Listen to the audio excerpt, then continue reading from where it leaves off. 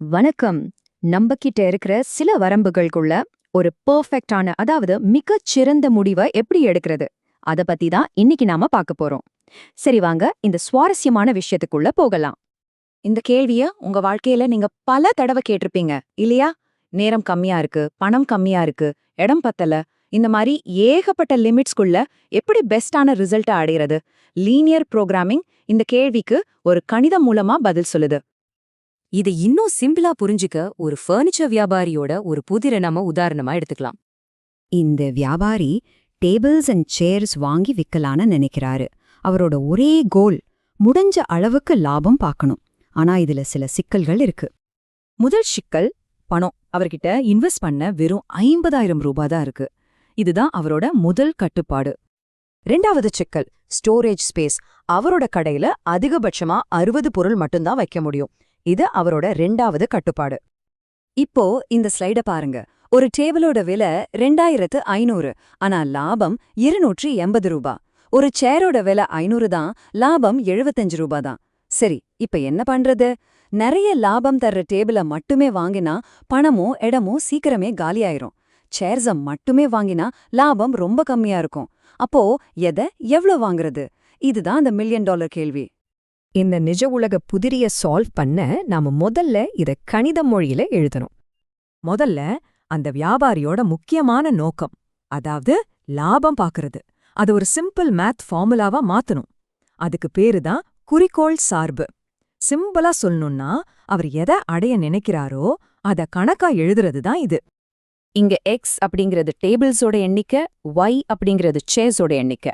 விக்கிற ஒவ்வொரு டேபிளுக்கும் 250 ரூபாயும் ஒவ்வொரு சேருக்கும் 75 ரூபாயும் லாபம் கிடைக்குது.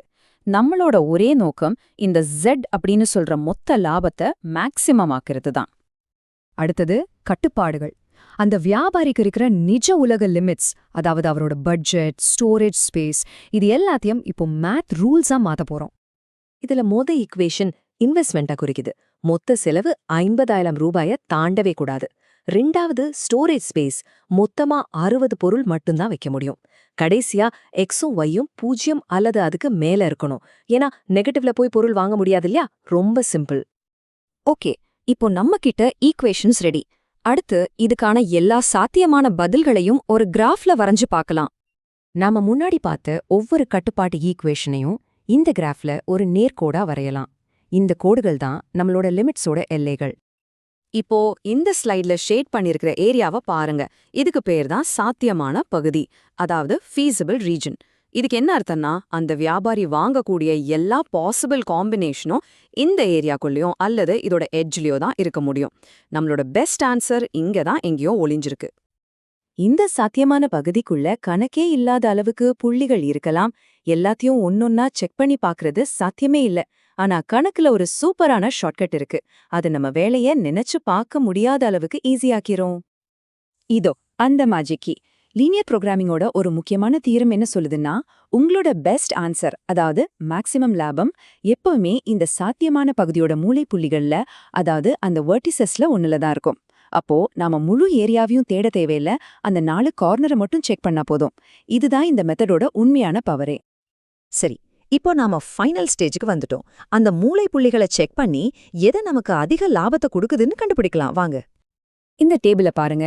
O, A, B, Cன்னு 4 corner points இருக்கு. ஒவ்வொரு பாயிண்ட்ல இருக்கிற டேபிள்ஸ் X, சேர், Y எண்ணிக்கைய நம்ம லாபம் ஃபார்முலால போட்டு பார்க்கறோம். 0 ஒண்ணுமே வாங்கல, சோ லாபம் 0. ஆனா இந்த B பாயிண்ட பாருங்க. 10 டேபிள் 50 சேர். ஆமா, மேக்சிமமா 6,250 ரூபாய் லாபம் கிடைக்குது. இது மத்த எல்லா கார்னர் பாயிண்ட்ஸை விடவும் ரொம்பவே அதிகம். அப்போ அந்த வியாபாரியோட குழப்பத்துக்கு விடை கிடைச்சிருச்சு.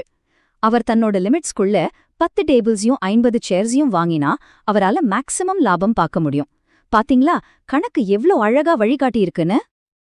இது வெறும் ஒரு ஃபர்னிச்சர் கடைக்காரரோட கதை மட்டுமல்ல.